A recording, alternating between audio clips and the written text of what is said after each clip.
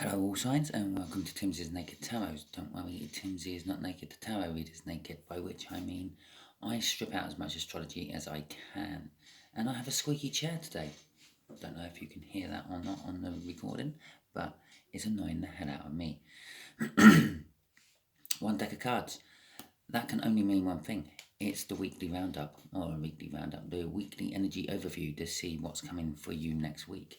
I apologise to any of the signs I didn't get round to doing last week with working away and working all hours I can physically squeeze it in with my proper job, or my day job, should I say. I've missed some, and I can only apologise, but you will be the first ones I do for this week, and then should have a little bit more time, so I should be able to get through all 12 the cycle. Okay, right, shall we crack on with it then? So we have a Two of Swords before we got the cut. The Two of Swords is having to make a decision. Basically, it's not a case of getting to a fork in the road where there's a choice or anything. There is a decision there, and it has to be made before you can carry on going.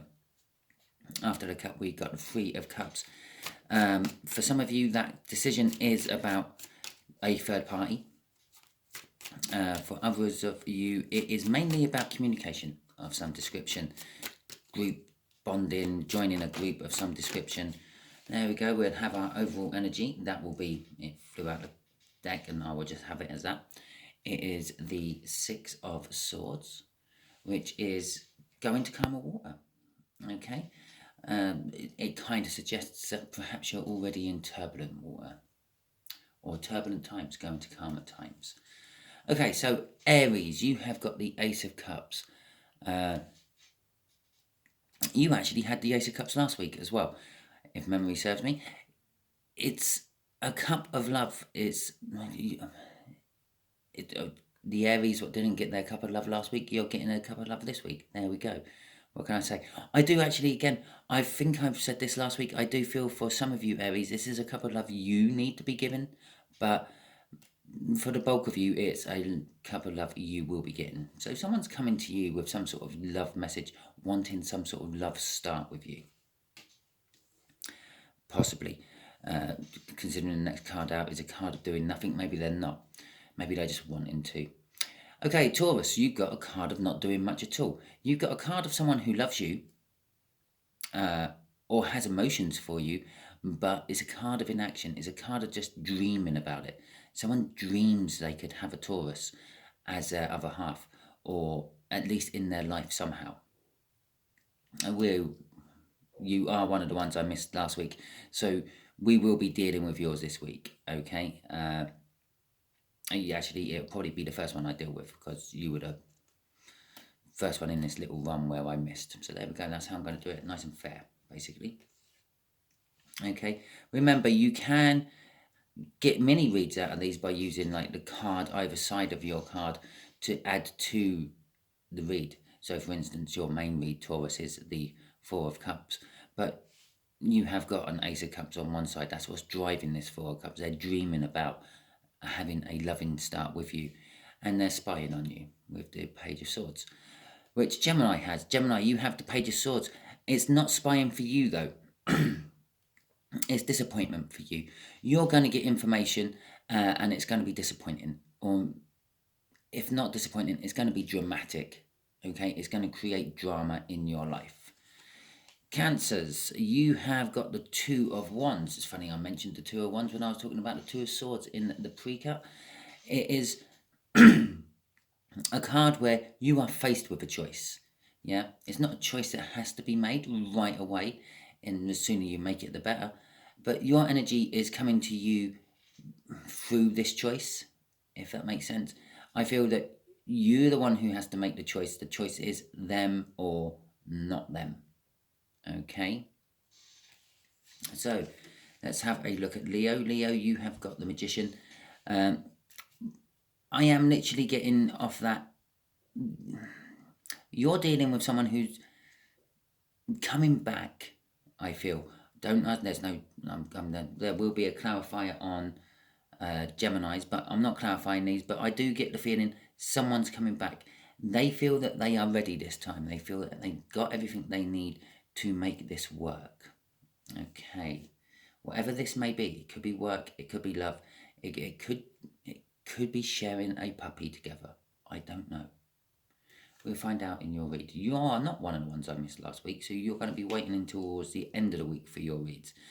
Okay, Virgo. You have got the Justice card. With Leo, they're coming back because they want their justice. For Virgo, it's the same sort of energy. Someone or something is coming back to you to give you justice this time, not because they want justice. This is to give you justice. It could be just literally someone's going to come and tell you the truth, and it's what you always kind of thought anyway. And it's just that clarification, and it just balances the scales energetically, and it gives you justice. You always kind of, I feel like you always kind of knew it, and it's now coming back. Okay, Ace of Swords there for Libra. Again, you were one of the ones who got a read this week, so you're going to be at the back of the queue for the next week. But you have got the Ace of Swords. It is a clarifying new start. It is going to be some sort of message, I feel, and it's someone wanting to wipe the slate clean, start over. I do feel a little bit of a warning there. Don't let them gloss over too much. If you have something you want to know, yeah, now is the time to do it. They're being truthful, but they're not going to volunteer that truth. Okay, they're wanting to wipe the slate clean, but if there's something you want clarifying, ask them. Okay. Judgment. Funny enough, it's bookending this magician, and I said something's coming back to you, Leo. This is it. This is the judgment. This is for you, Scorpio. You are actually getting judgment. You are. I feel that both sides of this judgment, actually. There is something coming back into your life. Something what was there for a little while and went, and it's now coming back.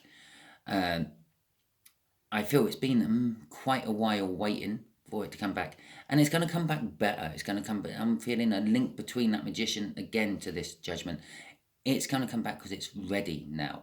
It feels it has everything it needs to be able to pursue matters further.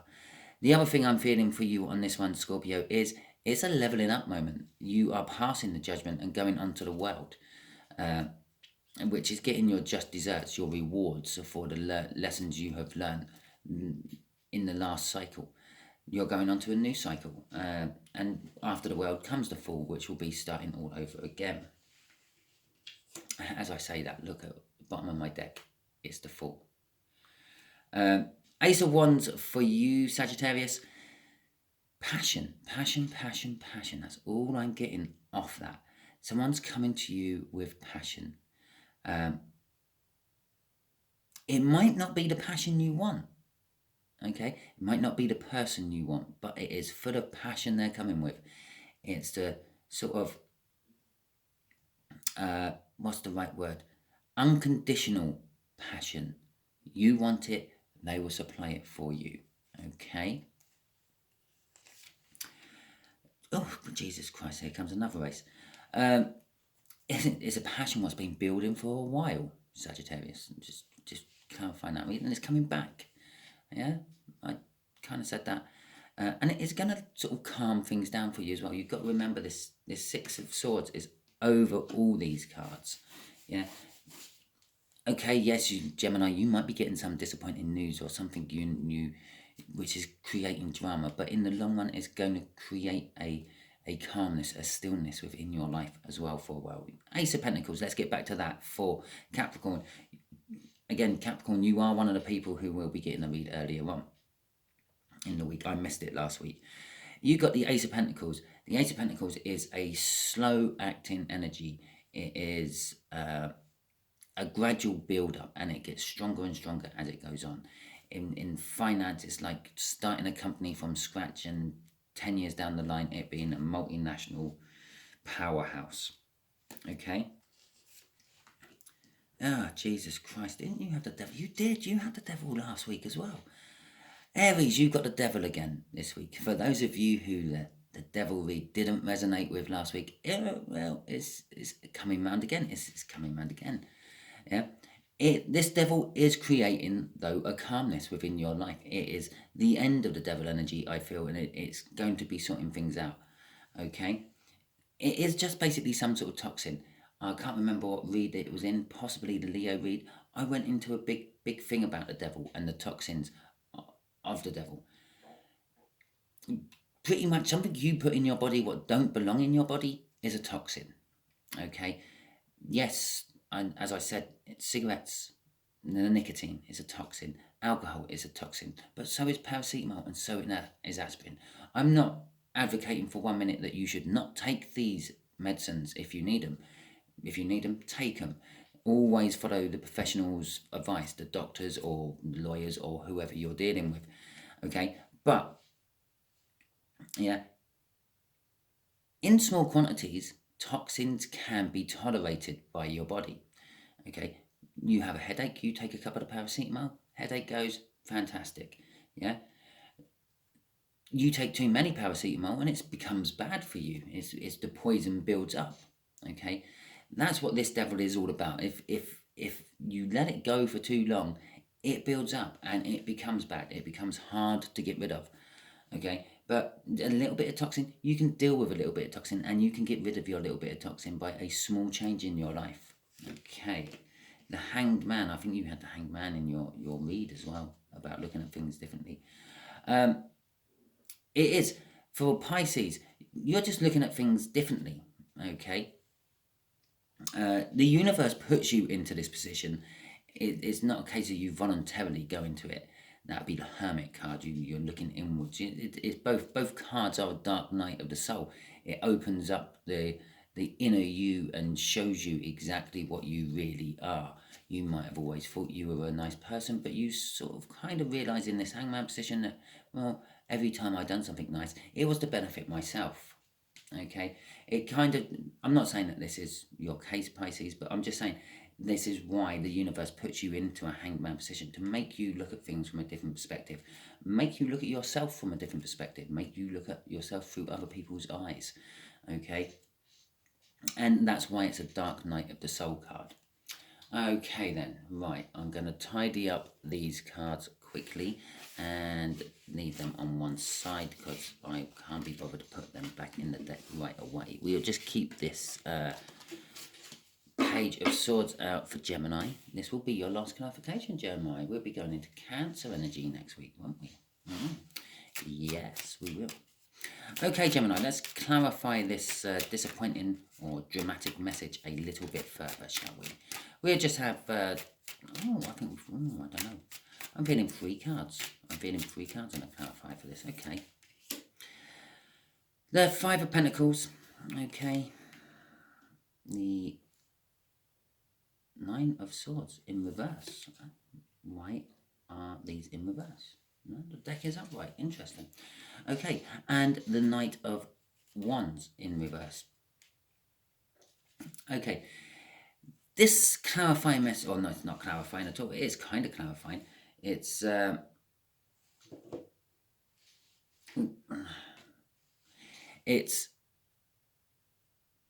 disappointing message, yeah, or this dramatic message. It is based around a fear you have.